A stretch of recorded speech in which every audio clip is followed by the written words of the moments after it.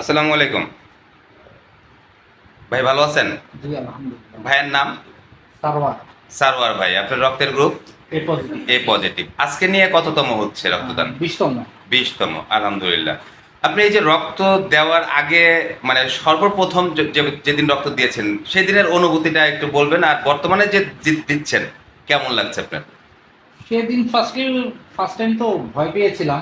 অনেক অনেক ভয় পেয়েছিলাম যে দিব কি দিব না, কনফিউজিং ছিল। আচ্ছা।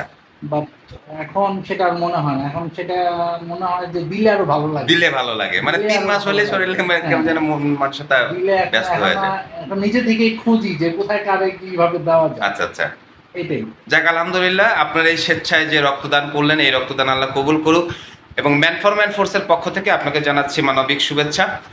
কারণ আমি যখন একজন মুমূর্ষ রোগীর জন্য এই পজিটিভ রক্তের পোস্ট দিয়েছি, আপনি পোস্টটি দেখার সাথে সাথে সেখানে করেছেন যে আমি দিতে প্রস্তুত আছি। আলহামদুলিল্লাহ, এই বিষয়টা খুব ভালো লাগছে এবং পর সাথে সাথে আপনি সেই দুর্বার গতিতে ঘোড়ার ন্যায় ছুটে এসেছেন রক্ত দেওয়ার জন্য এবং এই মুহূর্তে রক্ত দিচ্ছেন। খুব ভালো লাগছে।